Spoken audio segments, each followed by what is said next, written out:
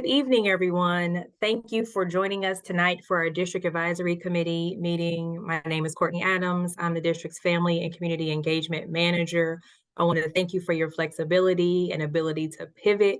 We wanted to, we've been monitoring the weather. We wanted to make sure that in case there was a lot of precipitation or freezing tonight, that no one would be traveling, trying to get to or from the DAC meeting if they were interested in going in person. So thank you.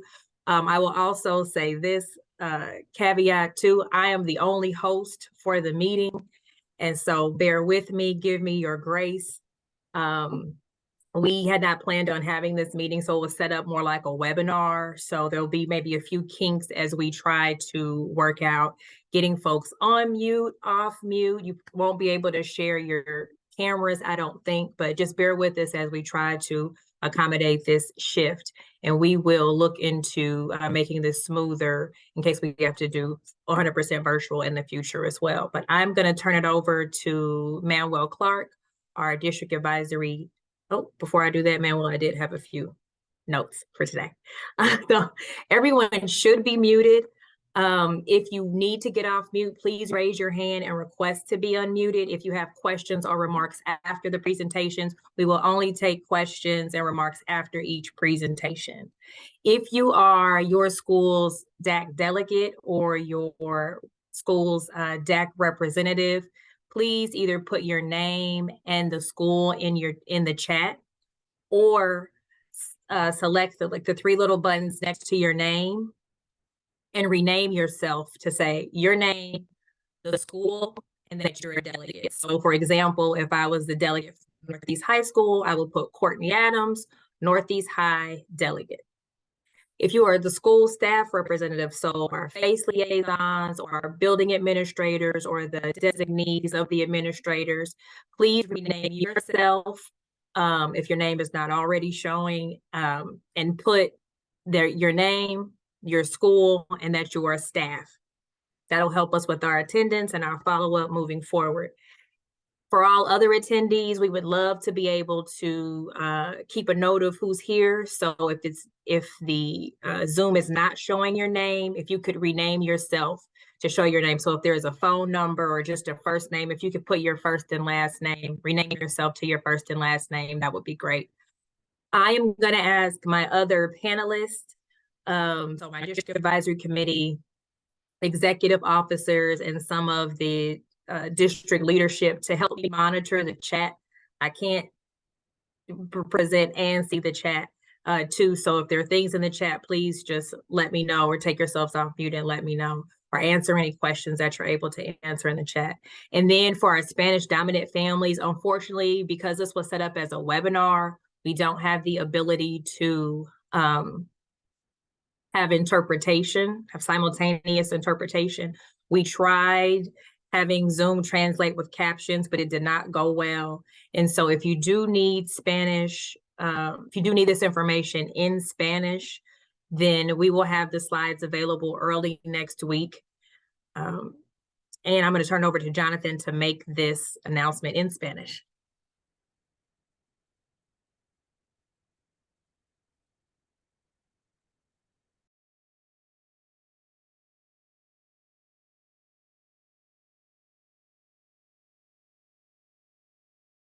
Hopefully Jonathan can get himself off mute. Hold on. Hey, Courtney. I think it's possible that a couple of people may not have the link to exactly. Possibly Dr. Collier and Jordan Gordon maybe also missing the right link to be able to fully address. Okay, they are both on. But as soon as Jonathan is able to join, I'm going to ask Nicole or someone from my team if you can text Jonathan and make sure he gets the right link so that he can make this announcement in Spanish. That would be great. Again, we appreciate your patience and flexibility and grace. And I'll go ahead and turn over to you now, Manuel. That sounds great. Thank you. Well, everyone, thank you so much for being flexible and being willing to meet with us via Zoom. And Courtney, thank you so much for putting this together for us so quickly. My name is Manuel Clark, and I'm the current DAC chair for the District Advisory Committee. Tonight we have a pretty stacked set of people that are going to be able to address us. So I would like to go ahead for the sake of time and turn that over to our panelists. But just to make sure, Dr. Collier, are you able to speak to all of us at this moment? I saw her on. She was on as a attendee. That is my bad. Give me just 1 second to make her a panelist. That's excellent. Thank you. Okay, Dr. Collier, you should be a panelist now.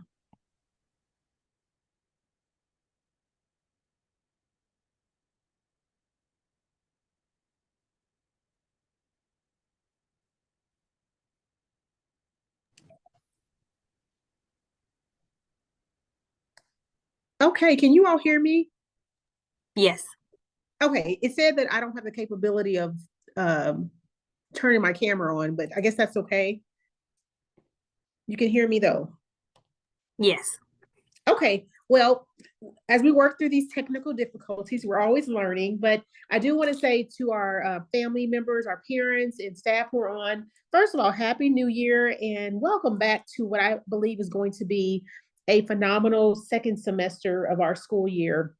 And we know as we're coming back in during these winter months, we're faced with challenges like inclement weather. And so as we work through those challenges, we're going to do our best to make sure we're communicating with you all as families as we move forward. And so this evening, there are several topics that some of our cabinet members and executive members will be bringing forward that are important and that we want you to be aware of. And so one of the things we're going to talk about tonight is the inclement weather, giving you more information around how we make some of those critical decisions around closure and things like that.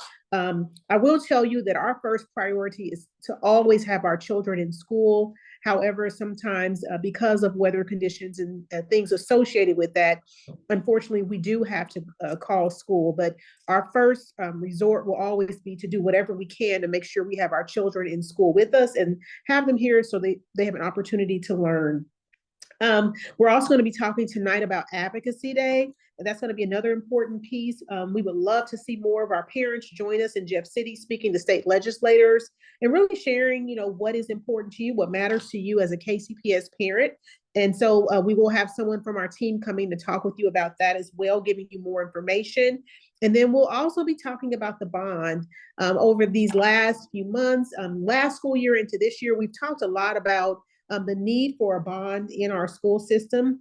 And so we're really excited about this opportunity that we have now to pursue a bond after 56 years so that we can start to address our facilities, some of our deferred maintenance, and really begin to look at how we can have state-of-the-art facilities that will help us facilitate the kind of learning opportunities and experiences that we know that our children need and deserve. Of course, it's going to require a lot of work and support, but we look forward to engaging you all as parents in this process, making sure that you're kept abreast of what's going on and where we are as we journey together. So you'll hear more information about the bond as well tonight.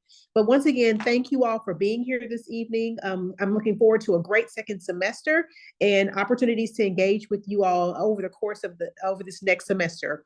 So thank you for being here tonight. And at this point, I'll turn it back over to Courtney. Thank you, Dr. Collier.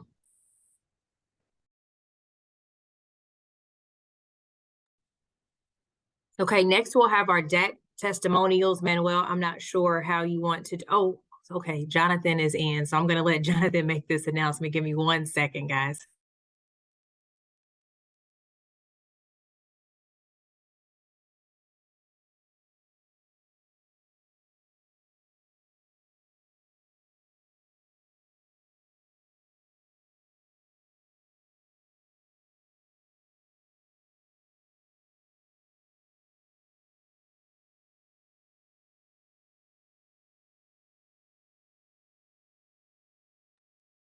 Okay, Jonathan, are you able to speak? Hello, I think I can speak now. Can you hear me? Yes, I'm gonna go back to on the slides here. Okay, thank you.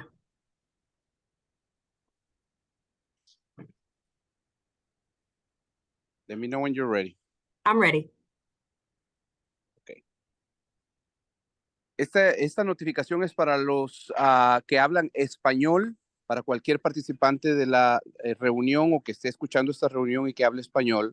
Les queremos decir que por el hecho de que va a ser una reunión virtual, no va a haber traducción simultánea. Sin embargo, las diapositivas estarán en español y estarán disponibles para que usted pueda accesarlas en el sitio web, y va a haber ciertos subtítulos en español a través de esta reunión también.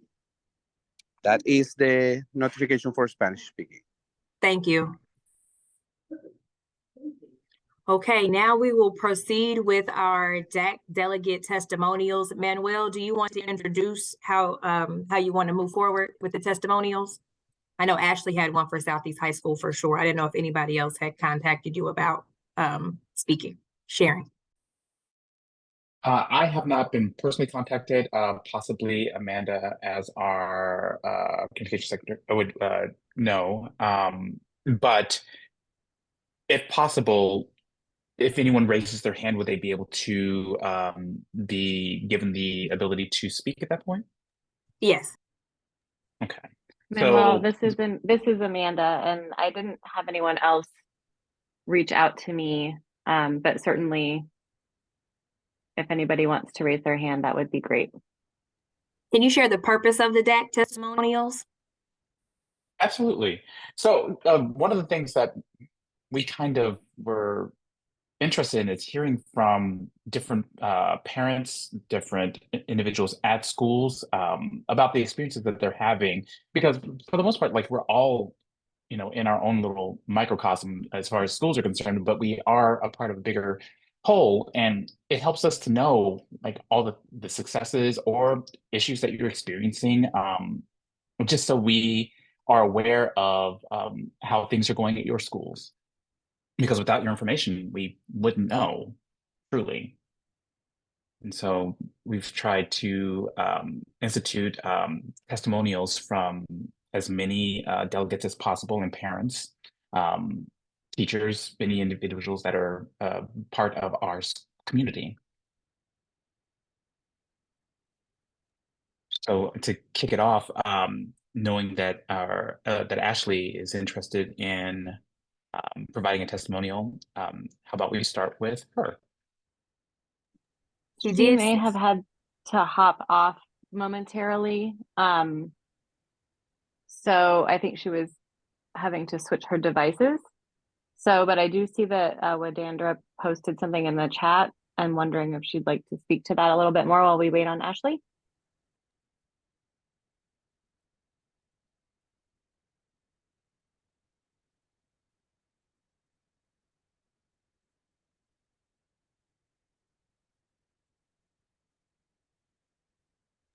Okay, Wadandra, I unmuted you.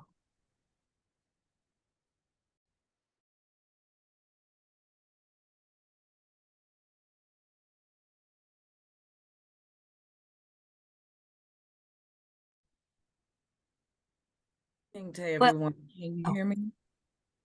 Yes, ma'am. Oh, okay. I just wanted to share that Hell Cook, the student council, had coordinated a school-wide food drive, and so our students and families were able to donate over 200 food items to the St. James Place over there located off Troost. And just had the opportunity to spread kindness. We had families and some of the student council members, 3 families that helped bring carloads of food, canned goods, and to drop off and help fill some tummies and help eliminate some barriers for within our community.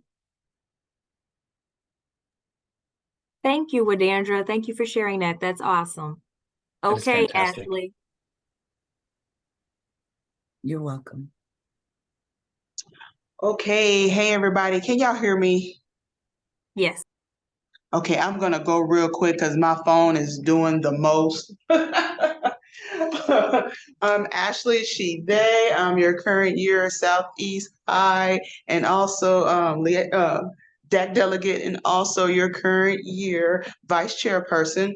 I wanted to give a few highlights from Southeast High. Southeast High have been doing some amazing things. Also, I have to give a wholehearted, well-rounded shout out to our new family liaison over there, Mr. Jamal Farrakin. Amazing.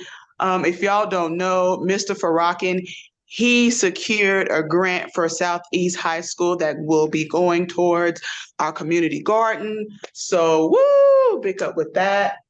And far as hold on, because I'm trying to move without my phone dying out. If y'all could see what I'm doing right now, yo. Okay, first, our math relays for our escape room, Southeast High came in 3rd place. And our 2x2 and our Excalibur dance team, we came in 3rd place. And we had a JAG ceremony with the governor's wife and staff.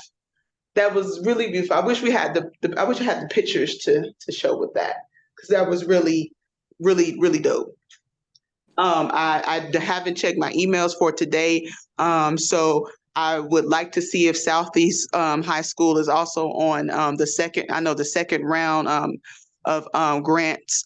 The acknowledgement will come out either today or tomorrow. So cross our fingers, hope Southeast High School is on that one as well. Our community garden, before the weather has gone, Mr. Farrakin and a few students have started laying some of the foundations. I think they had got planted some peach trees and a couple of other things. We had our fashion show. Our fashion show was hosted by our council.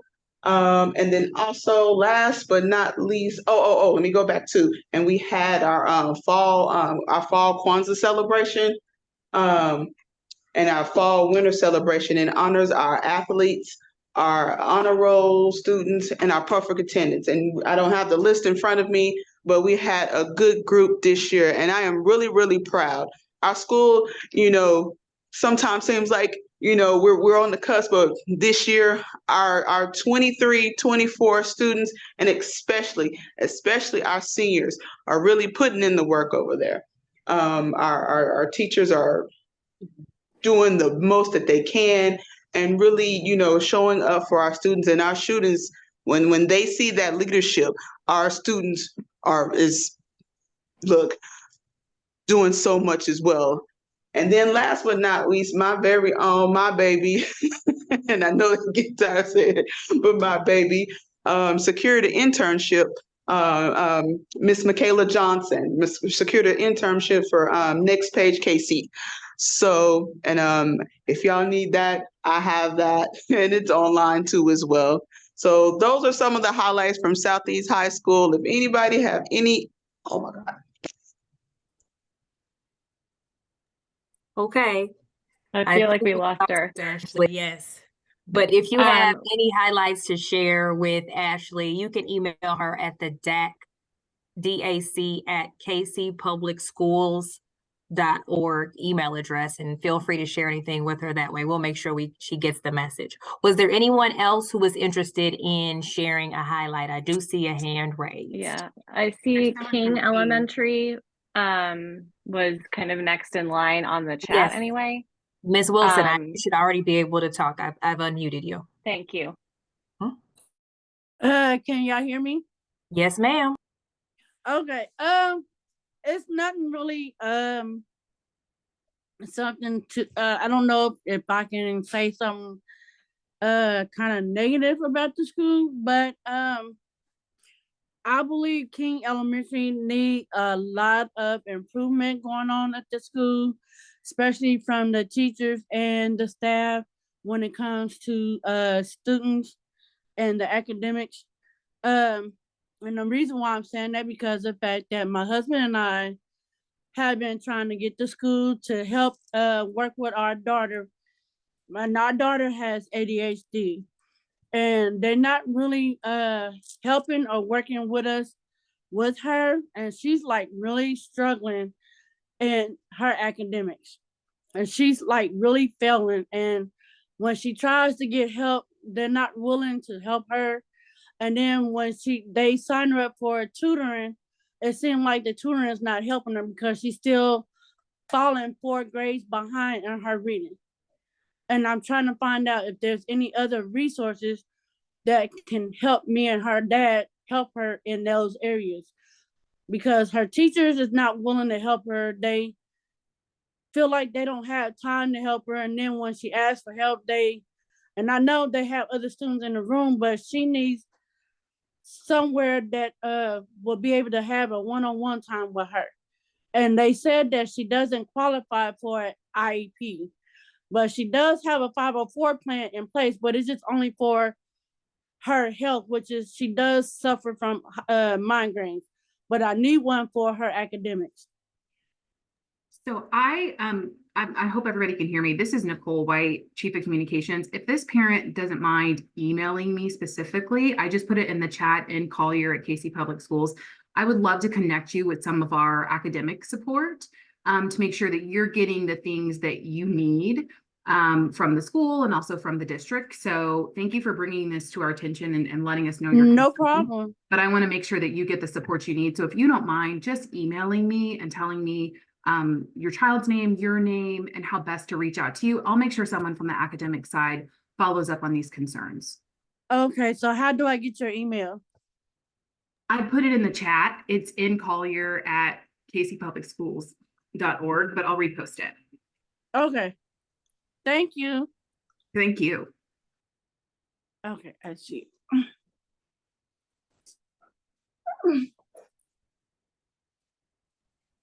Okay, I see another hand up. Give me 1 second to make my way to the name.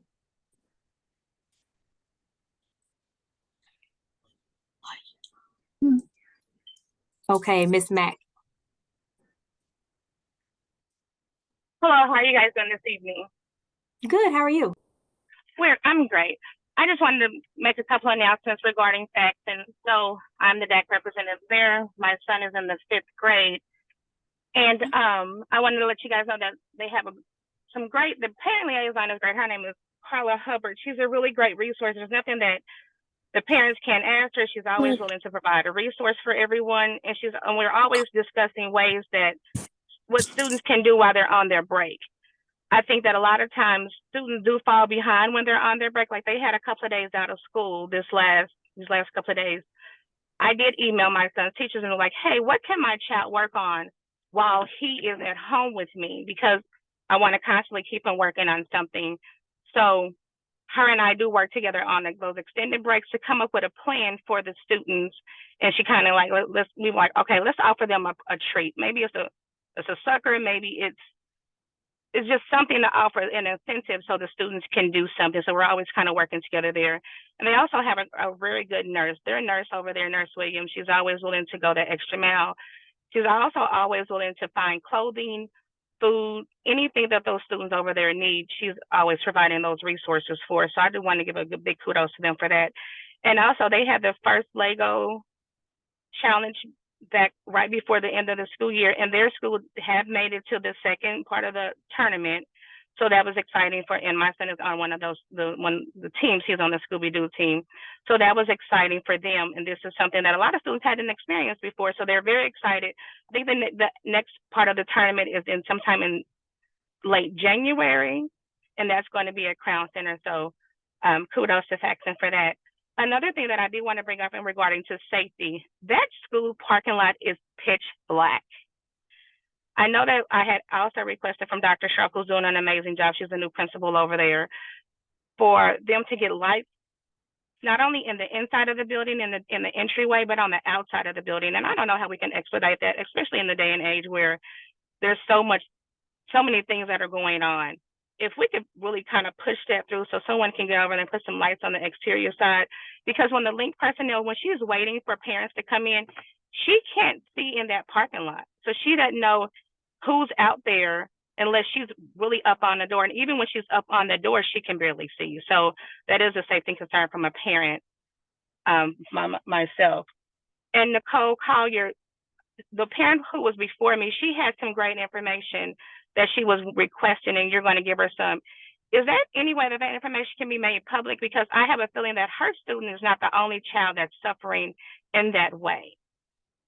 Sure, absolutely. We actually, listening into this webinar is every single cabinet member. So we have folks in here from the academic side of the house to operations, which goes into your concern. So I'll make sure, because we're recording this and we're taking notes, that any requests you all have, that we share it out to the entire group through those notes. So we can absolutely provide some answers and send them out to the group for sure. Thank you, guys. And I thank you for Kevin being able to have the floor with this meeting, and for you guys coordinating this meeting to make it available for the DAC members and the parents. This is the only way that all of us to work together for the betterment of the students of the district. Thank you. You guys have a great evening. Absolutely. Thank you so much. Well, thank you to all the schools that have shared their highlights and some concerns as well. Again, you're always more than welcome to email your highlights and things like that, and maybe even some questions that you may have to the DAC email, dac@kcpublicschools.org. If somebody can put that in the chat, that would be great. And we will get your questions to the right individuals and your highlights to the right individuals as well. Okay, well, Manuel, I'm going to move the agenda on and introduce, I'll go ahead and do it since I'm already speaking, our two board member representatives for the evening, Ms. Monica Curls and Ms. Jamaica Kendricks. Hello, everybody. Can you hear me? Yes, ma'am. All right. Monica, are you here? I didn't see her listed. Okay. My cursory didn't go. Okay. She may not have been able to get on because we were having issues with links. So my name is Jamaica Kendricks. I am the representative for the 2nd sub-district in Kansas City Public Schools. I could explain to you what that is, but I want to show you how you can access information about the board and find out who your representative is. Monica Curls was also supposed to be here. She represents the 3rd sub-district. The board really values DAC. I was actually, I got started as a parent advocate in the district. I was a SAC chair at Carver Dual Language. And then I became the at-large representative for DAC. And I work with parents as a consultant, and then ended up on the board. So I understand the power of DAC and how important those voices are. And I think right now we have an amazing team that has come together, because every single board member that you have really values the voices of the people that we serve. And we work with an administration who shares that same value. And in all the years that I've worked with the district, I don't know that I've ever seen that. So I do want to give a shout out to the administration, Dr. Collier and her team, for the work that they do in making sure that your voices are at the table, and the board for what they do to kind of make sure that we do that same thing. I'm going to try and share my screen. If I can't, we'll do this later. No, okay. It says only you can, Courtney. Could you go to the district homepage and let me walk them through that? Yes. Okay. Thank you. Okay. Bear with me 1 second. Okay. No problem. Okay. Stop share here.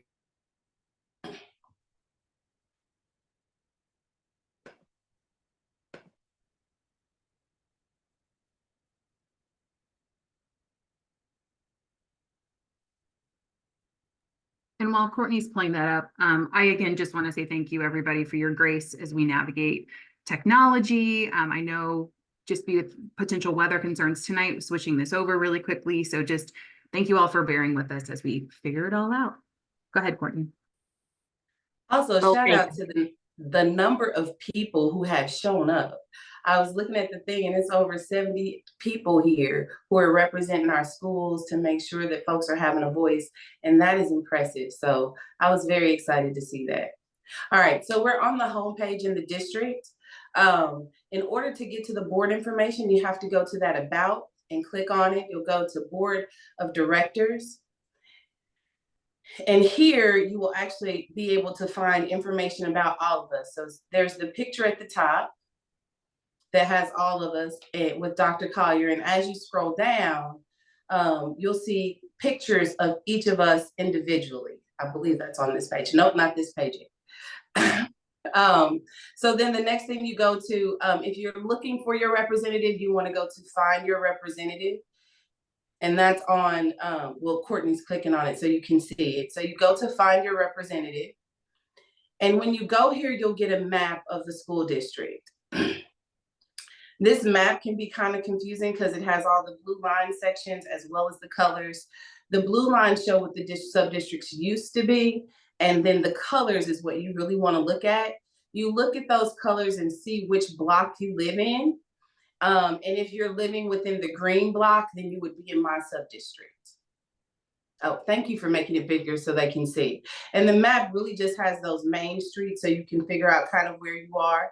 So my sub-district is green. We have a yellow sub-district. I don't remember who sub-district 4 is, but I'm going to take you back now so we can look at and see how you find out who your board member is after that. So you'll see a number listed in each one of those colors. Also at the top, it tells you what color means what.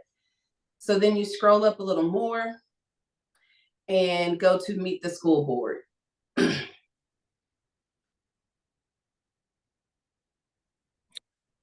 And that's where you will find the individual pictures as well as the contact information and a short bio when you click on those pictures of each of us.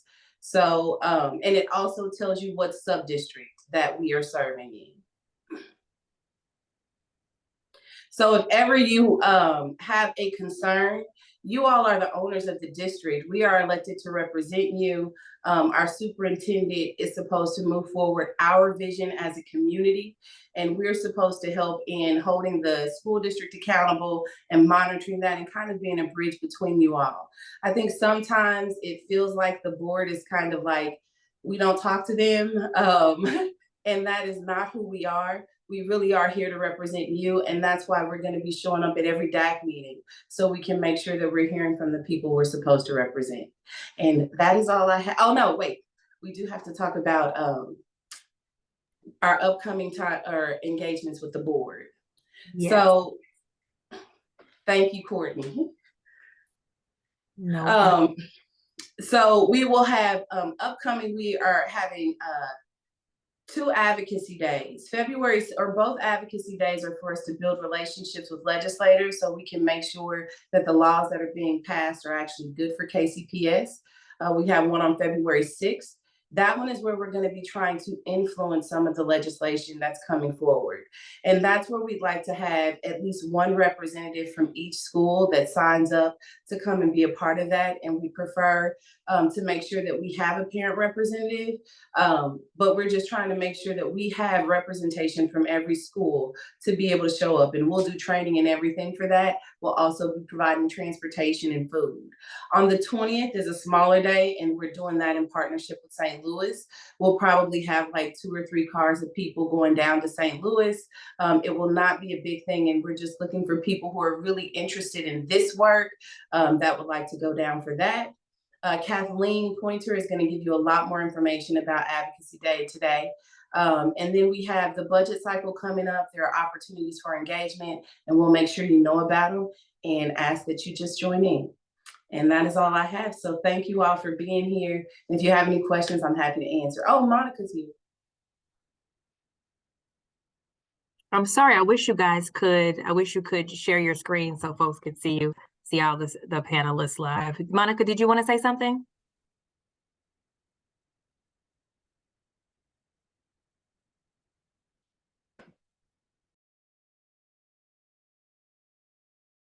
Okay, I don't think so, but I may not have her as a panelist. So give me some time to get that done. And I'm going to go ahead and just move on to Kathleen Pointer. Great. Hi, everyone. Kathleen Pointer, Senior Policy Strategist here at KCPS. I think some of you have heard me speak before. I help the district on some public policy work. And, you know, with that public policy work, we want our parents and our kids and our staff to be really involved. So this brings me to an opportunity where you can be involved. We are going to take a bus down to Jeff City on February 6th to meet with our legislators down in Jeff City. That's the state capital of Missouri. They make lots of different rules and laws about education in the state that impact KCPS. And we just want to make sure that the folks down there, you know, kind of put faces to names. You know, we want them to see our parents and see how much you all care about your kids and their education. So what we're going to do is we're going to take a bus down to Jeff City. Like I said, it will leave very early in the morning on February 6th. We typically try to meet around 6 a.m. at the Board of Education building, and then we'll drive the bus down to Jefferson City. It's about a 2-hour ride on the bus. We will have coffee on the bus. We will have donuts on the bus. We will have fruit snacks on the bus. We will get to Jeff City. We will have a packet of information for you that kind of tells you the ins and outs of what we're going to do. You know, you just have to tell people your story, tell people your education story. We'll have meetings all set up and that kind of thing. So you show up, we'll have t-shirts for you.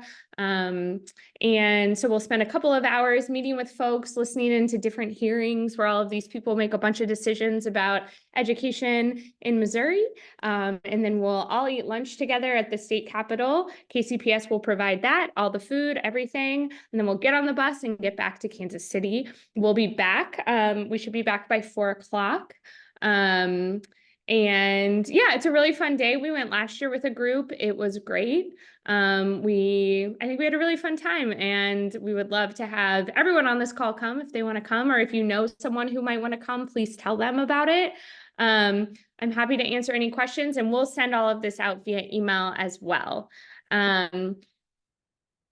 Question, I think I just saw a question in the chat. Are there specific policy points KCPS is advocating for that day? So ahead of that day, that's a great question. We'll give you a little packet of information that kind of talks about different things that KCPS has prioritized for this year when it comes to advocating for families and students. It's you know, information, you know, we're advocating for issues around, you know, transparency and accountability. You know, we advocate around issues for funding. We advocate around a whole host of issues, and we'll have those legislative priorities in a packet for you.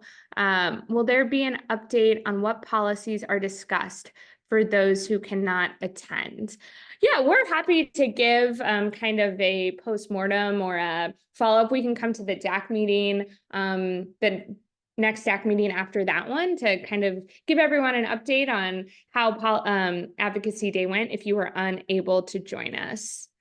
Were there any policy points wins that were discussed last trip that we saw changes in the last 12 months?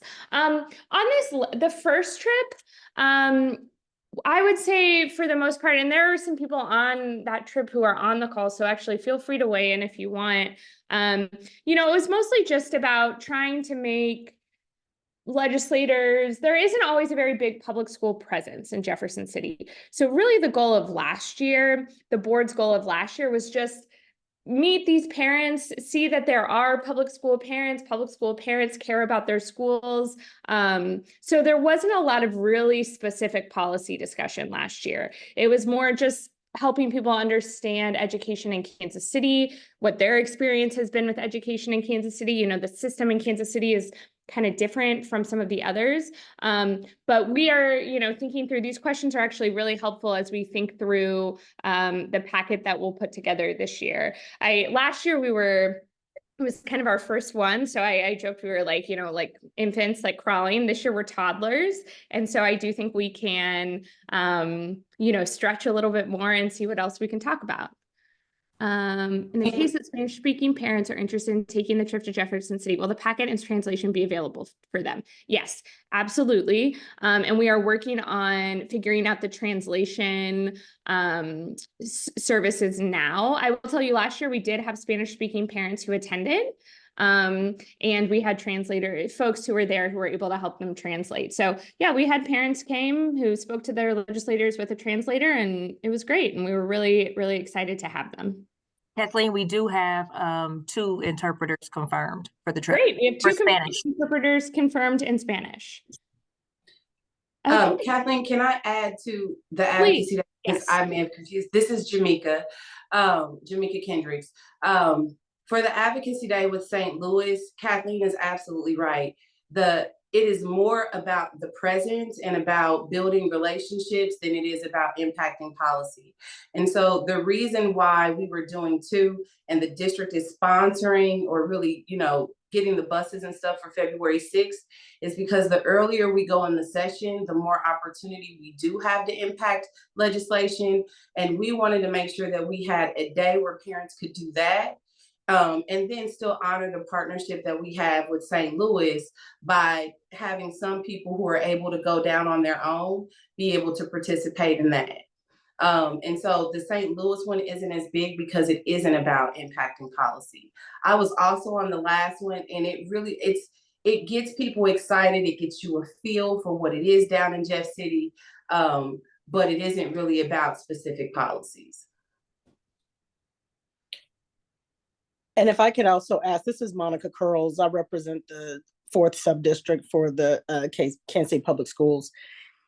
With the February 20th one, we're still going to Jefferson City, but that is also the date when there's going to be a delegation from St. Louis Public Schools that is also going to Jefferson City. So as Jamaica was just saying, last year we were able to coordinate that date and be there together, but our lobbyist has really recommended that we come earlier in the month so that we are still in a position of helping to impact policy, impact what bills make it to the committees, to have further debate and all those kind of things. So that's why we're still wanting to go earlier. But as she said, still we want to have at least a small contingency that's there at the same time that St. Louis's delegation is in Jefferson City, so that they can see that we are presenting a united front as far as supporting urban education in the state of Missouri.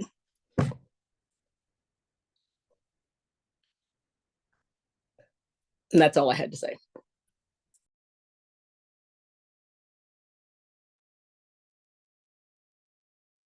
Okay, well, thank you, Kathleen, Ms. Kendricks, Ms. Curls, for providing some information and context. Please, if you're interested in attending the February 6th date, please email Kathleen or complete this Google form so that we have your information and we can reach out with details. Next on the agenda, one of my favorite people, Ms. Nicole Collier-White, to give us an update on the bond. I think you're just sucking up because you report to me, but I appreciate that, Courtney. So as many of you know, KCPS has gearing up to go after a bond in April of 2025. And so we announced everything in December and said, hey, you're going to start seeing things happening in January, community meetings, the website will be updated. And so we wanted you to know that those things are happening. So starting in January, we're going to actually start doing a teacher and school staff survey.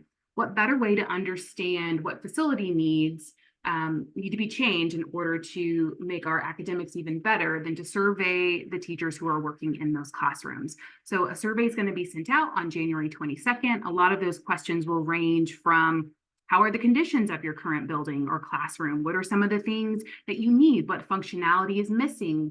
Ranging from furniture to cross collaboration to access to large spaces or to science labs, really trying to understand from a teaching standpoint what's missing in your building that would enhance the academics and the learning taking place. Also starting in the month of January, number 2, we're going to be doing some educational suitability assessment tours. So we're going to have some architects, some internal staff members, some facility members walking through every single KCPS building.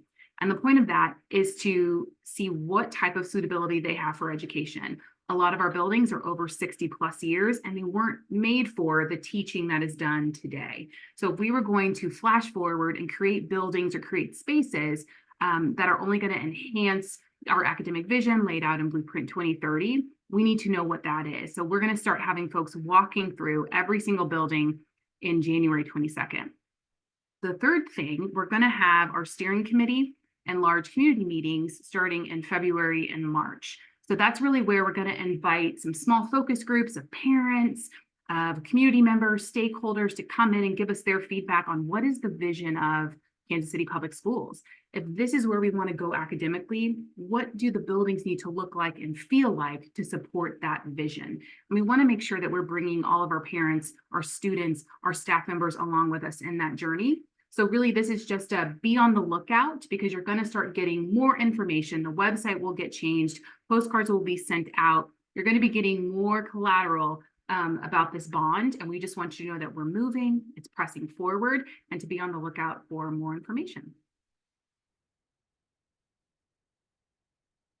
And I'll turn it back over to you, Courtney.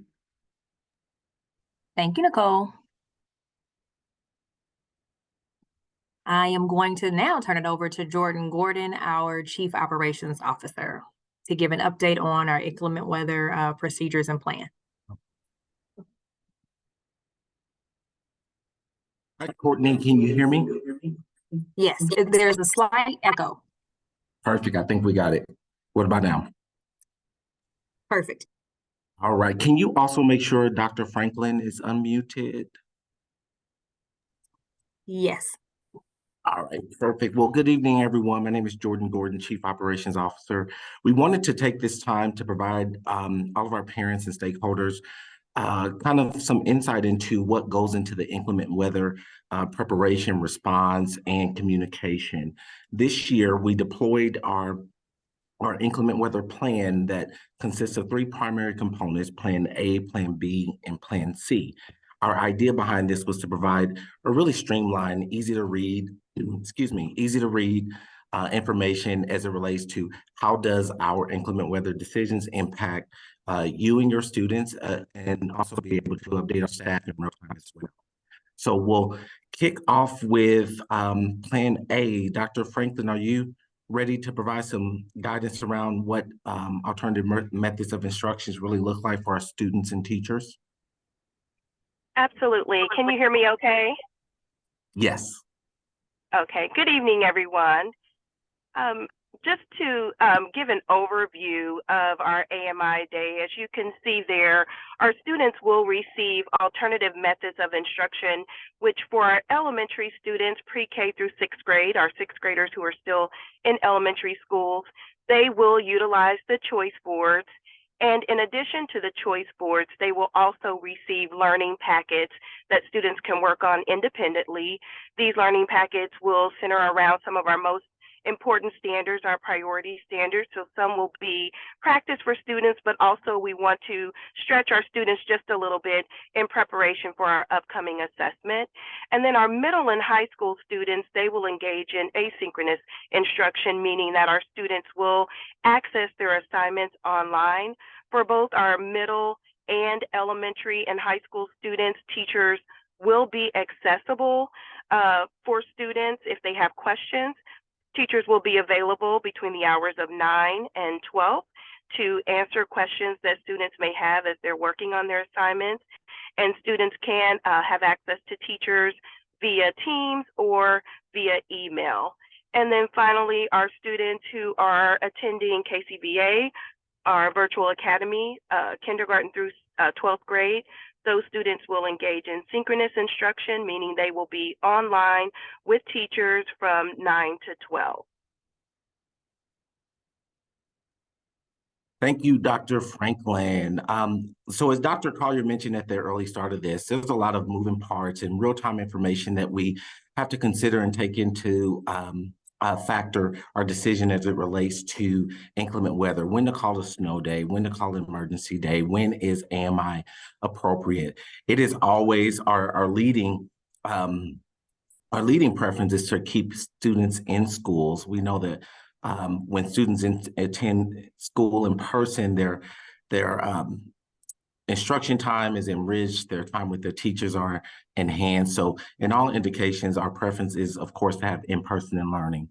When we are faced with those weather conditions that make in-person either unsafe or not possible due to active weather or expected weather, or sometimes just road conditions, we'll explore options B and C to make those decisions. And for context also, I wanted to share with the group that we're in close communication with several partners. We speak with the city regarding MoDOT road conditions. We also stay in close contact and monitor power outages within the district boundaries. We have facilities and grounds teams that are on site. They work largely through the evening, and they're out as early as 4:30 in the morning doing real-time assessments around our side streets, also our building and facilities, to provide as much real-time update to our superintendent as we can related to closures. In addition to that, our superintendent is also in close conversations with our other school district superintendents, our charter partners, and then we also work with our vendors and streets and partners as well as it relates to mobility around the city and streets. So when we look at really what options are most appropriate for our families and staff, safety is the prioritization. What can we effectively and excuse me, what we can do effectively to ensure that our families and staff remain safe as we navigate inclement weather. Plan B is a snow day, just like we had yesterday. It is when school's out, teachers are off. We call it old-fashioned or traditional snow day, where there's no active instruction or building staff working during that day. Important to note that between Plan B and Plan C, when we move into those more extreme and emergent situations where it is just completely unsafe based on either our conditions that we have or the roads themselves throughout the cities, we want to be mindful of things like wind chill, weather. We understand that we are still navigating transportation hurdles and understanding its impact on students having to stand outside for extended periods of time. So, and in those more extreme cases, we will call for a Plan C, which is the emergency snow day, at which time staff and students are also off. Under all three of our Plan A and Plan B and C, important to note that staff, our BOE staff, we work, if we're not able to come in, we're largely remotely, but parents and staff can still contact us via email, phone calls, if there's any questions or needs throughout those days that we're not having active instruction. And I wanted to provide some follow-up also to the Facts and Light. I want to thank the parent for bringing that up. Ironically, our director of facilities happened to be at Faxon when you provided that feedback, so I was able to reach out to him, and he did go out there and check that there was a timer switch, so we did get that issue fixed. The poll lights are on right now, and then also JC Carmen got your note as well and did receive some information. That rerouting is underway for FLA, and we should have information sent back to the school by next week.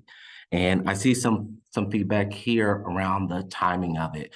Yes, in all cases, we really try to call school as early as we can to give our parents time to adapt and adjust to not having in-person schools. In those cases like yesterday, where we're able to make that good judgment call earlier in the day, we will always do that. In spaces like today, where we're closely monitoring, looking at what actually arrives in terms of precipitation that is supposed to come in later this evening, where that's when we run into those kind of later than ideal notifications to family. But in all considerations, we are doing our best to prioritize safety and timeliness with the goal to keep kids in school when it's safe. But certainly the timing is something that we always keep at the forefront, trying to give families as much notice. Jordan, there was a question around if students will have to make up snow days. So the state, our guidelines with DESE is if we end up, hope we don't, but if we end up into 10 snow days, inclement weather days, and DESE pretty much forgives that, and there's no makeup. In the event that we're fewer than that, DESE doesn't calculate the school year by the number of days, it's by the number of minutes. So our goal is to hit 1,044 minutes per year. So there is a chance, though, if inclement weather persists this season, that our school year will extend to ensure that we hit the minimum requirement of student minutes.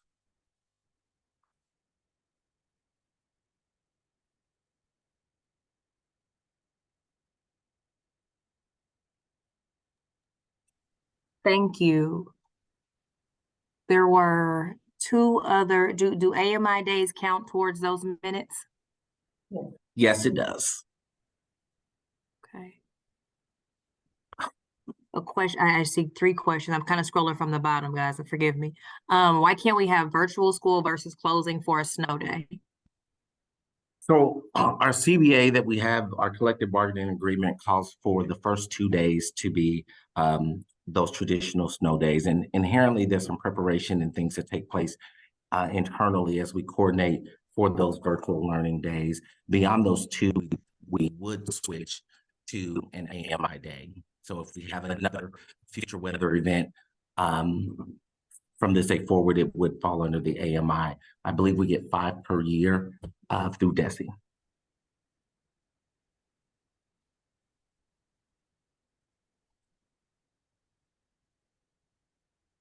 Okay. Any other snow related or inclement weather related questions for those in the chat? I'm gonna keep the agenda moving. Oh, okay. So there's one more question around IRIS. Are you able to provide a status update on IRIS to supplement Uncover Routes? Yes, so our IRIS, we're in conversations right now. We've just submitted another sheet of updated our Uncover Routes post winter break, submitted that over to our KCATA partner who's supporting us with the IRIS. They are doing the back-end routing to coordinate what those additional stops, schools, and transportation opportunities will be. Once we have that information, we'll communicate through the school principals with families directly around additional transportation service opportunities. And I also want to speak broadly to transportation as well. As I shared at the November meeting, our transportation RFP is open and active right now. So we're really limited in what we can share regarding transportation in general, but I have spoken to Nicole. We are planning to come back next month once that bid closes and we're able to speak and have more concrete information to provide as it relates to updates, but we are still working to improve that area for our families. Okay, thank you, Jordan. Well, next is me. Like, you haven't heard me enough today. Well, every year I bring our family engagement plan, it says policy, but should be plan, to DAC for feedback. And my plan tonight, before we shifted to a 100% virtual meeting, was to have really a collaborative conversation about it. And I think it's just going to be too difficult. So I do want to show you how you can share feedback with me that I can incorporate into the plan. So I'm asking for feedback by February the 9th. As soon as I get a chance, I will put the link in the chat. You can also email me feedback. But I want to look at really 3 things. What are some barriers to greater family involvement and engagement? How can we better support you all with supporting your students' learning? And how can we foster more successful and healthy interactions? So some of the things that we've looked at before previously, some of the feedback we've received before is kind of meeting accessibility, language access, accommodations, a lack of connection, relationship, trust between the families and school personnel, lack of communication and clarity about what types of engagement opportunities are available. And I think that's about it on this slide. On the next one, I can't even see the top of the slide, sorry. How can we better support your families and supporting your students' learning? So making the environment more responsive and inclusive. So really working on that culture and climate at the school building, have more district and family support, have more opportunities for parents and staff to build relationships, setting high expectations, more accountability, building strong school communities. I'm just kind of going through these pretty quickly. I'm sorry, because I'm not going to be able to really take your feedback live today. But look at some of these and think about what kind of changes would you like to see, or improvements would you like to see in your school building to improve family engagement? How can we foster better relationships? Again, how can we support you and your students' learning? And send those to me by February the 9th. So related to those interactions, some of the newer pieces of feedback are more parent workshops, making sure that all families have the information they need so that their students are successful. So information around district programs, services, supports, processes, procedures, plans. Again, more opportunities for staff and family to build relationships. And a big one is building that trust, and building trust by making sure that we're bringing families in, not as an afterthought, but before any decisions are made. We're truly collaborating, and we are creating plans we want to hear back from families, listen to families, and and develop plans based on what we've heard to indicate, the direction of the school. How are we addressing some of the interests and concerns that the parents have, and then making sure that staff is accountable. So again, send me your feedback by February 9th. The form is in English and Spanish, or you can just send it to me via email. Okay, Manuel, if there are any questions, I'm gonna try to open the chat. I don't see any. Okay. So, sorry, next we will have our kind of DAC engagement period, and we'll see how that goes as well. But I'll turn it over to Manuel. Before I do that, I want to say that this meeting will be available, the meeting recording and the slides will be available online next week. On our website, kcpublicsschools.org/DAC. Our next meeting is March 16th. Before you hop off, I see a lot of people hopping off. Stay with me, stay with me. Your feedback is still important moving forward too. But I ask that you be sure to rename yourself, and just with your first and last name and your school before you hop off, so that I can add it to our attendance report. So if you're the delegate, it would be great if you put delegate, but if it's only your first and last name and your school, that is okay too. Okay, so please, before you hop off, but also consider sticking around for an additional 20 minutes so that the DAC can hear back from you on how better to support and serve you and your parent organizations. Manuel? Absolutely. Courtney, thank you so much. And thank you so much for leading this meeting this evening. I really appreciate your ability to be flexible and to roll with all of this, with everything that's going on with inclement weather at this point. It's incredibly appreciated. Thank you. Before we run into DAC engagement, I just kind of wanted to announce a couple of things. I wanted to send a special thank you to our recording secretary, Brittany Foley. She has been setting up meetings at different schools where we can go in and actually tour and just kind of get some in-person experience at different schools throughout the district. And we are interested in meeting more face liaisons, more teachers throughout the district. Since we last met, we were able to go to Hell Cook, and we were also able to go to Northeast Middle and meet with different people there, and it was an incredible experience. So if there's any schools that are interested in having us come out, please let us know. Please email us at dac@kcpublicschools.org, and we would be happy to come meet with you all. I would also like to send a special thank you to Ibrahim Ramsey. He let us know at the end of December that he would not be able to continue serving on the DAC board due to other commitments. We are currently working as a board to figure out how to move forward without that member at large in that position, whether that be looking at previous applications, looking to see who else is interested in serving on our board. So please stay tuned for information around that.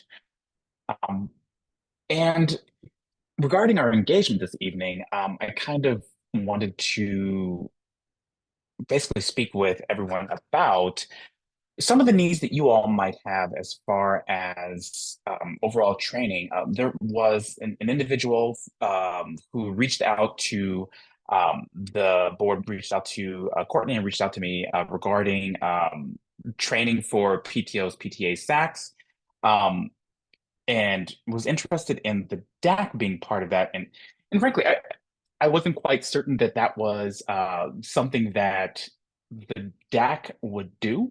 But by way of our bylaws, that's one of the things that, as it was written in 20 years ago, that was something that we would be interested in having a part in.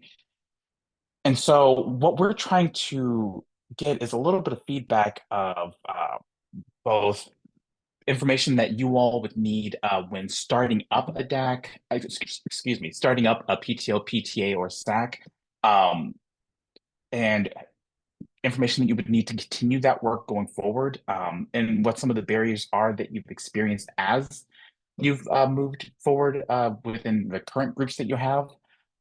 Courtney, in providing some of the information regarding parent and family involvement, kind of hinted at some of the items that I imagine individuals have experienced when attempting to start some of these organizations. But we're wanting to hear back from you all as we start to develop a framework of some type of training. So I know that this might be a difficult medium to do that, but if individuals would be willing to provide information either through the chat or information to our email address that we can check into after the meeting, that would be great.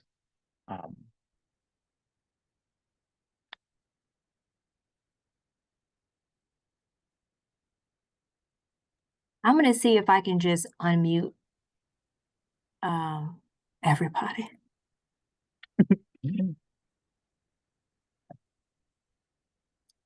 I'm gonna go down and just I'm gonna go down and do that so that we can have like a more productive conversation. Manuel and Courtney, Yes. Is it possible, and you don't have to take my suggestion, please don't feel that way. Because I feel like a lot of times when you have these conversations, when people are able to see what other people say, it sparks things. And so it's like a really good thing to do in person. Is it possible for us to get feedback like in the email and in the chat right now, and then have sometime at the next meeting to actually talk about those things? If not, because you guys have like a certain schedule or whatever you're trying to meet, I understand that. But I was just thinking the conversation might be helpful. I think that is a great idea. We are not on any real time frame at this point. We're mostly in the developmental phase of all of this at this point. So any information that anyone's willing to provide in the chat or through email would be welcome and really appreciated. Or if there's anything that anyone would like to say or get off their chest as we're here for the next 20 minutes or so, we're open and listening. And I've started unmuting folks, and then if you want to be unmuted, just raise your hand too. Thank you.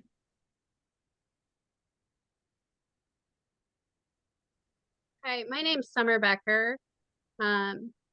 I was on the fledgling PTA at Holiday when my daughter was in preschool, and then now she's at Hale Cook, and I am not on the PTA board there, but am working with them closely and wanting to be involved. I think something that could help is, and I don't know that DAC can provide it, but is some seed money we had at Holiday. It was our first year as an official PTA. There was a lot of confusion on what the rules are and what being an official PTA meant, and that we had to follow certain rules to be an official PTA and file things. And some of my other board members didn't really want to follow those rules, even though they advocated for becoming an official PTA. And then the PTA rep that we had that was from the independent school district, she was just really encouraging us to go to the state training, which was like a 3-day long weekend retreat thing in central Missouri and cost money. My daughter was in preschool at the time, and I wasn't committed to going to a 3-day retreat training with, you know, a bunch of PTA parents from suburban school districts that were not going to relate to our problems, and it was just not going to be a thing. But somehow having a fundraiser or money or grants for PTAs to do those kind of training experiences and get the training from the official PTA, the national PTA is what it is.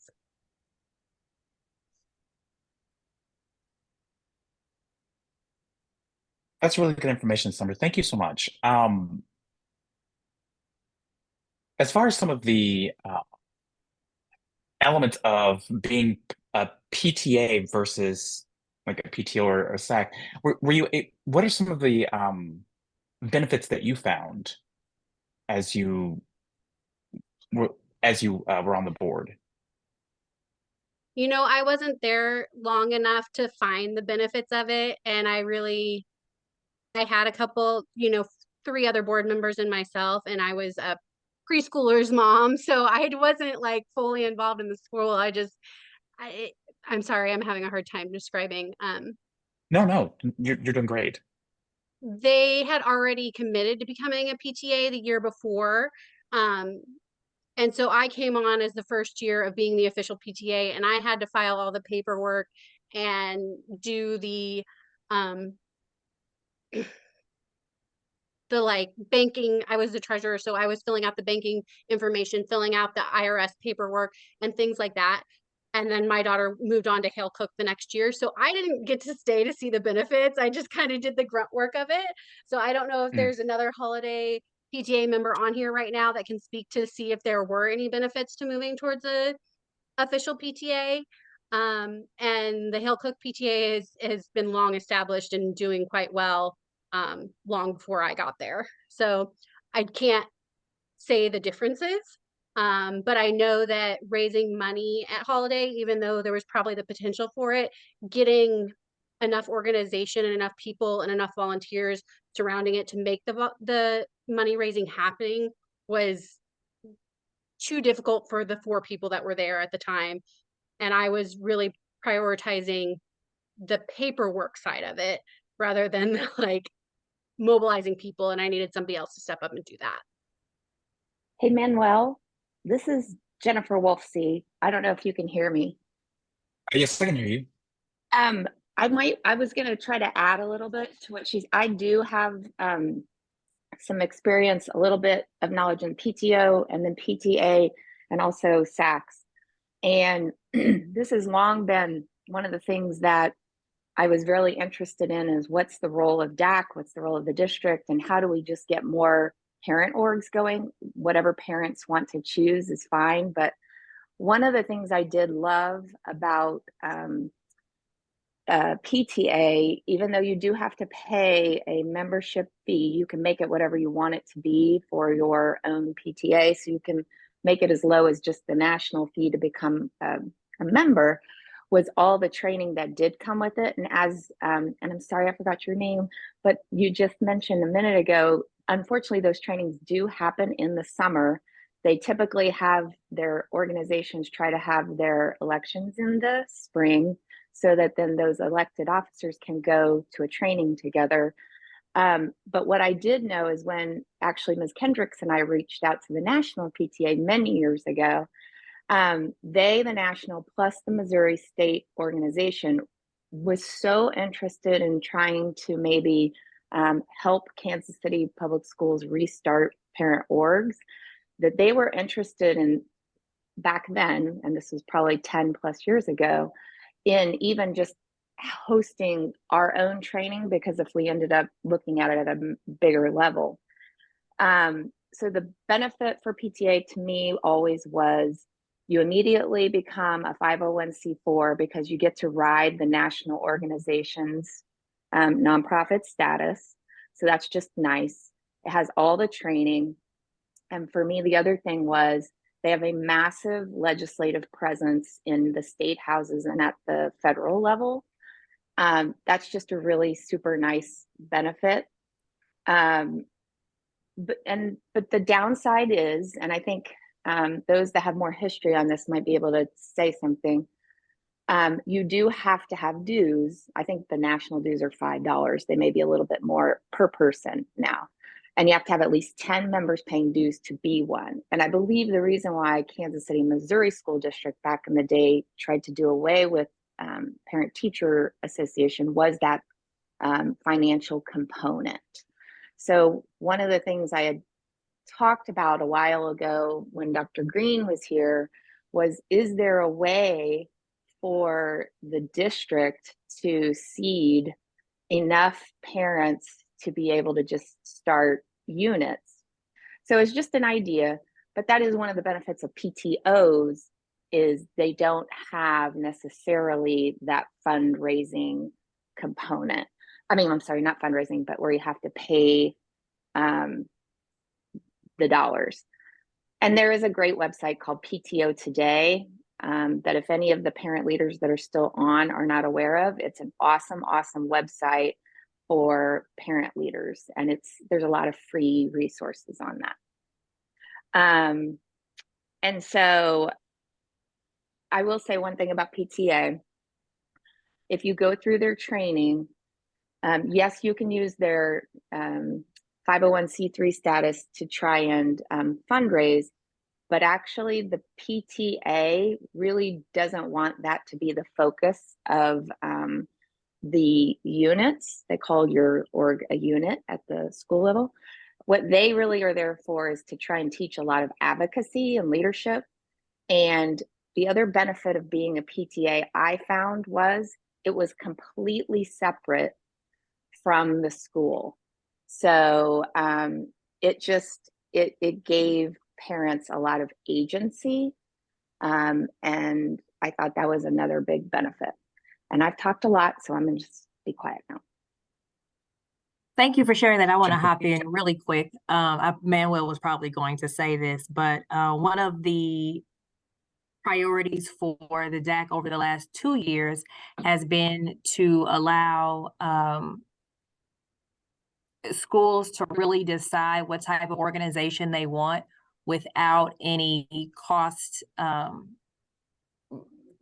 concerns around the seed money for a PTA. So one of the things that they've offered is to provide or to reimburse dues for any organization that is interested in becoming a PTA. So the DAC has allocated some funds in its budget the last 2 years to be able to reimburse any existing PTA, or if there's a school who's interested in starting a PTA. Is there a way for that information to be distributed to like school admin and getting that to the parents? Because yes, I didn't know about it when I was at Holiday. If that, it may not have been available then, but yes, I'm not aware of it, and I'm pretty involved. So right. Yes, ma'am. Well, I think part of I the believe thing we is that shared with the FACE liaisons before, but the only organizations that have taken advantage of it are existing PTAs. So no new organizations or no SACs have decided to move in that direction from transitioning from a SAC to a PTA yet. and as that happens, I mean, we'll have to, balance how that allocation functions. And unfortunately, it's not an unlimited amount, but whatever we can do to assist, we will definitely try as we look through the budget and whatnot. Yeah, we do. I'll clarify. We, at the beginning of the year, allocate, we decide on our budget and we allocate what we think might be necessary for this type of support. And so we also are in the process of trying to determine a more, I don't know, I guess more of a protocol, so to speak, for those folks who are coming up to us with those requests, because we want to make sure that we're handling them all equitably. But that being said, absolutely reach out, because we want to keep this conversation going. And if it's something we need to focus more of our attention on, then we want to do that. And to kind of piggyback off of what Amanda just is saying, like if individuals, schools know that they are interested in transitioning over to being a PTA ahead of time, that's good for us to know, especially as we go into the next round of budgets, like during the summer. That way we can kind of plan around that and see like how much of our budget we can truly allocate in that way, to make sure that it's equitable across the district. There's a question in the. Oh, go ahead. I'm sorry.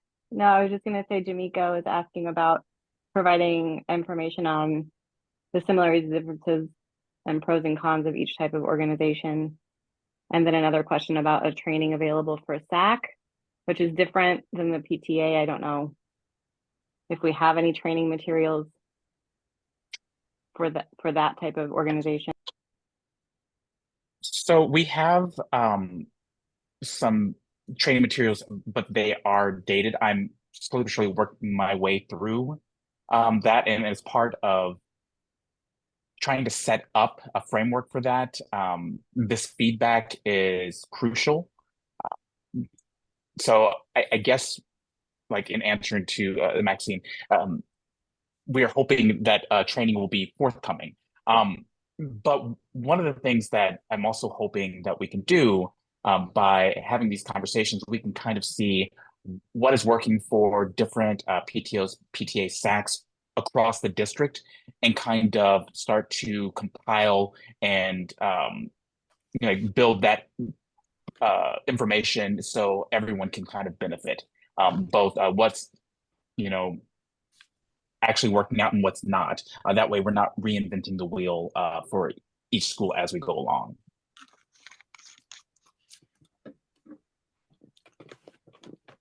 Hello?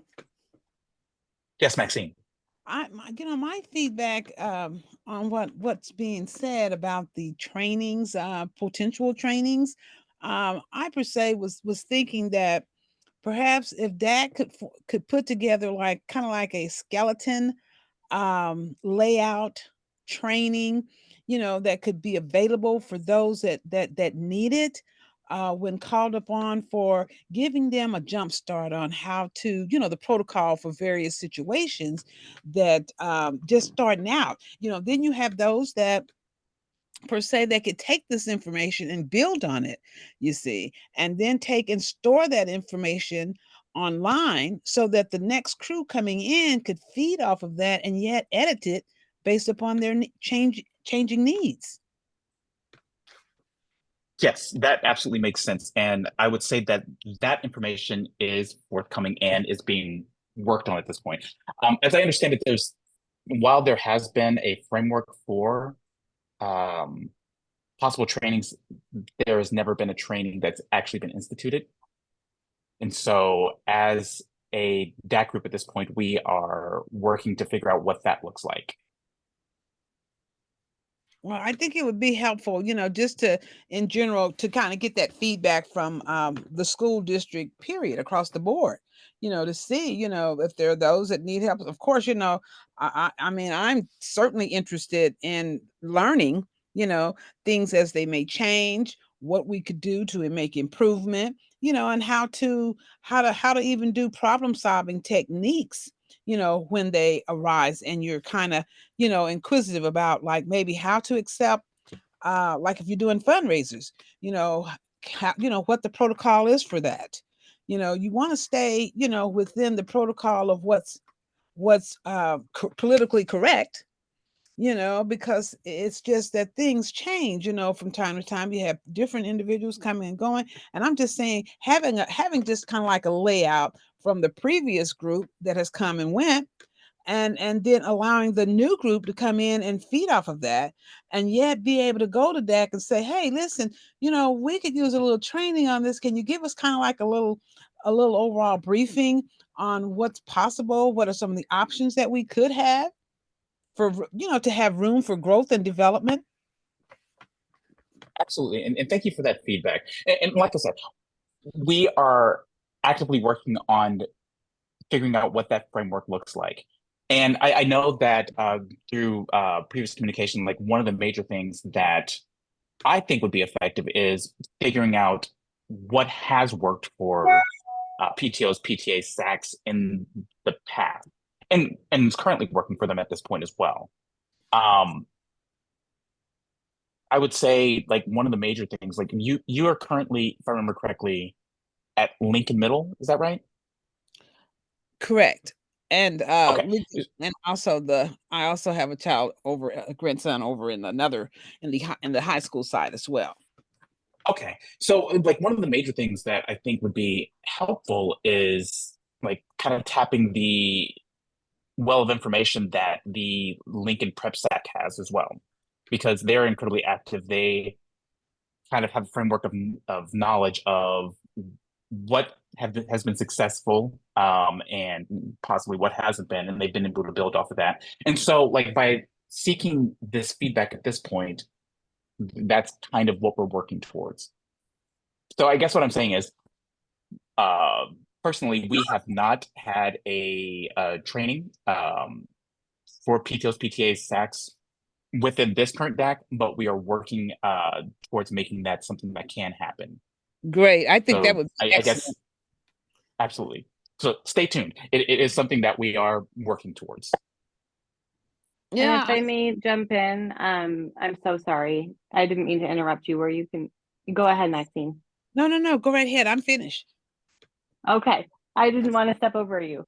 As I'm listening to this conversation, it feels very much like we maybe need to engage leaders of parent orgs at schools where those organizations are successful, whether it's a PTA, SAC, or PTO. And because, the DAC executive board at this point is 5 of us, and that's great. But we really, I think, this is a large undertaking, and to do it well, we need that feedback and support from schools that have worked through some of the trials and tribulations. So if anybody at any of the schools has an interest in helping maybe form a committee to start helping us with this and working together, I think that would be great. And if you could, I'll put I keep putting the email in the chat, but if you just want to email us, we can work on getting heads together. Can I make one other suggestion? Oh, sorry. Oh yes, go right ahead, Jennifer. Hey, Manuel, I just think that in addition to our families and our groups and our different orgs that we have, which will represent us, I would highly recommend you guys reach out maybe to peer districts who have some good examples of, it's kind of like in schools where you have, the basic proficient advanced concept. I have seen other schools where you can observe a parent meeting. It was PTA, but I'm sure there's PTO ones. Talking to them as well, getting to know what a high functioning parent org looks like really gives you something to like vision off of. And I would just, if you don't know anybody in suburban or urban, suburban, or whatever districts, I'm sure the different organizations like the PTA at the state level could put you in touch. And I'm sure maybe even some board members could find some folks in other districts through their board member buddies. But I think that might also help you because, to be very honest with you, in KCPS, we have struggled with getting to that kind of advanced level of parent organization. And I think it would help DAC to see that kind of thing in action. And some of them may be doing it virtually now, so it may be easier than I think. So that's just a suggestion. That's a great suggestion. Thank you. All right, we are just about at 7:34. I'm gonna leave space for if we have one more comment or question. Summer and Maxine, I'm you both have sorry. your hands up.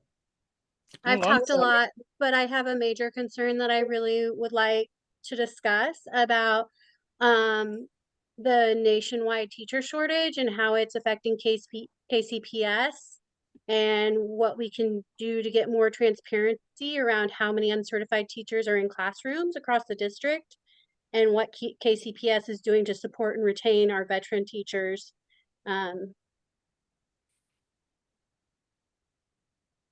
And I've already emailed DAC about it, but it's really important to me. I met with my school principal about it and got a bit more information that was somewhat comforting, but I would really like to hear more. I know Josh Jackaway told me that there were raises coming for teachers next year, but they also need paras and classroom supports, especially with the large classroom sizes. That is a really great question, Summer. Let's see sure who's on would like to from address it. district leadership that can answer. Oh, Nicole, can you answer? Looks like everybody's hopped off. So I am not the expert in all the things that HR is kind of doing to attract and of course retain a lot of our staff.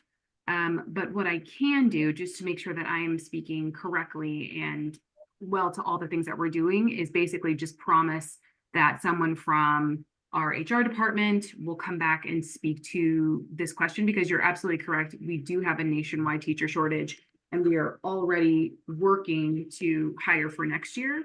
So I can make sure that we come back and speak to this. Thank you. Does that work? I apologize, Summer, but I want to make sure that the correct people and the experts are speaking to the subject, and they both had to hop off. And so if we can come back at the next DAC meeting and speak to that directly, we could put some dedicated time to it. Yeah, that's great. I just really wanted to make sure it was raised publicly that it's a concern. It's a very solid and important question, especially as we get into testing time and just trying to better understand how we're equipping our kiddos for that. So it's a valid question, and I will make sure we have someone from the staff side come and present on that at the next DAC meeting.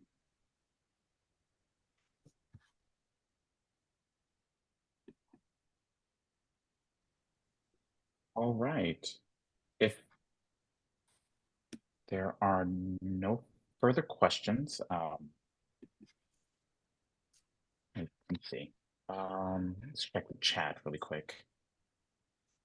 Some of these questions, there are some great questions in here, but some of the district leadership, some of the district leaders who can answer these questions and address some of these issues, they've had to hop off, like Nicole mentioned. So what we'll do is get these send these questions to them, and they can address them at the March DAC meeting. Or Nicole, I don't know if you want to write something up. I won't be able to send this out to everybody because I don't have email addresses. So I'm not sure how I can get answers to everybody. Will we be able to retain the webinar chat? Yes. Perfect. If we need to, Courtney, we can also put something in the newsletter for families, just kind of saying, hey, here are the DAC notes. And that way you could access it from that channel if we needed to. Okay, let's plan to do that then. Yep, there's another. That's it. We always post it online too.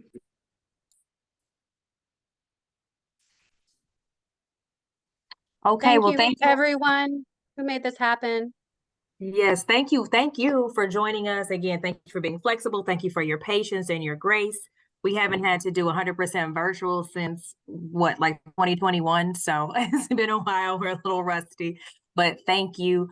Be safe tonight. Be warm. We will get the meeting notes and the recording posted early next week, as well as kind of a write-up of some notes and some of the lingering questions that were in the chat. We'll include that as well. So thank you all. Have a good night. Thank you. You too.